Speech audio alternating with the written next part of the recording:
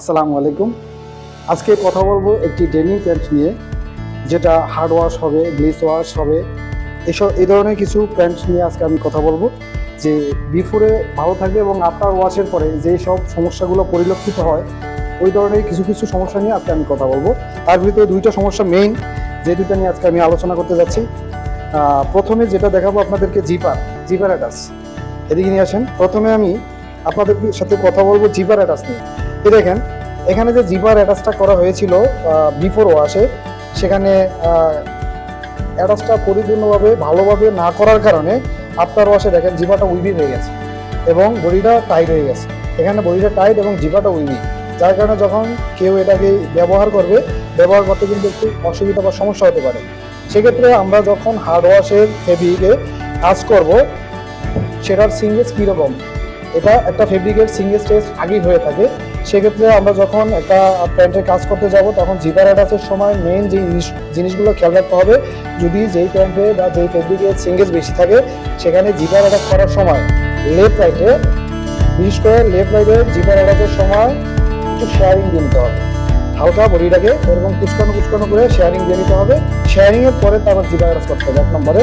2 নম্বরে আপনার single ply যখন অ্যাটাচ করবেন, তখন সিঙ্গেল প্লাইতে ফিউজিং ইউজ করতে হবে। দেখেন, এখানে কিন্তু ফিউজিং ইউজ করেন এখানে ফিউজিং ইউজ না করার কারণে এবং এখানে শেয়ারিং না দেওয়ার কারণে এটা দেখা গেছে একদম বাজে একটা অবস্থা হয়ে গেছে, কুচকানো হয়ে গেছে। এটা আমরা এই সমস্যা দূরকরণের জন্য কি করতে পারি, এখানে শেয়ারিং ইউজ করতে পারি, আর এই সিঙ্গেল প্লাইতে ফিউজিং ইউজ করতে পারি, যেটা আপনার ওয়াশের পরে এই জিনিসটা ঠিক হয়ে যাবে। এবং এখানে ফিউজিং ইউজ করলে এটাও একদম প্লাগ থাকবে, প্যান্টের সাথে অ্যাডজাস্ট থাকবে, এখানে সমস্যা দেখা যাবে না।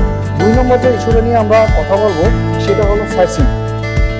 আমরা যখন সাইড করি, এখানে হার্ড ওয়াশের প্যান্টের ক্ষেত্রে সাইড অ্যাটাচ করার সময় এখানে 1-2টা নিমার্ক ব্যবহার করে থাকি। নিমার্ক ব্যবহার করলে লাভ হয় কি, আপনার এখান থেকে যখন প্যান্টে সাইড শুরু করবে, এই মার্কগুলো যদি 100% মিলায়, সেক্ষেত্রে এই যে দেখেন ব্যাক পার্টটা কিন্তু ফ্ল্যাট আছে, ফ্রন্ট পার্টটা একটু উইভি আছে, হালকা ঢেউ আছে। দেখেন অবস্থা কি, একদম বাজে একটা অবস্থা। সেখানে আমরা যদি এই নিমার্কগুলো ফলো করে এবং নিমার্কগুলো মিলাই, আর দোনো পার্টের টান সমান রাখি, যেমন উপরের পার্টটা যদি বেশি টানে এবং নিচের পার্টটা যদি কম টানে, সেক্ষেত্রে এই সমস্যাটা হয়। দেখেন, আপনার উপরের ফ্রন্ট পার্টটা কিন্তু লুজ খাওয়ানো হয়েছিল যখন বিফোর ওয়াশে কাজ করছিল, তখন এই প্যান্টটা ফ্রন্ট পার্ট লুজ ছিল এবং ব্যাক পার্টটা টাইটই ছিল বরাবর। ওয়াশের পরে ব্যাক পার্টটা ফ্লার হয়ে গেছে বরাবর, কিন্তু ফ্রন্ট পার্টটা দেখেন অবস্থা উইভি হয়ে গেছে। সুতরাং এই দুটো প্রবলেম সলভ করার জন্য আমরা সাইডসিংয়ের প্রবলেম সলভ করার জন্য নিমার্ক ইউজ করবো, এবং জিপারের যে প্রবলেমটা এখানে দেখা যাচ্ছে সেটা সলভ করার জন্য এখানে আমরা শেয়ারিং ইউজ করবো, প্লাস সিঙ্গেল প্লাইতে ফিউজিং ইউজ করবো।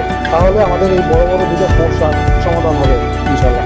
যদি ভিডিওটা ভালো লাগে, অবশ্যই অন্য একজনকে শেখানোর উদ্দেশ্যে শেয়ার করে দিবেন। ভালো থাকবেন, সুস্থ থাকবেন। আল্লাহ হাফেজ।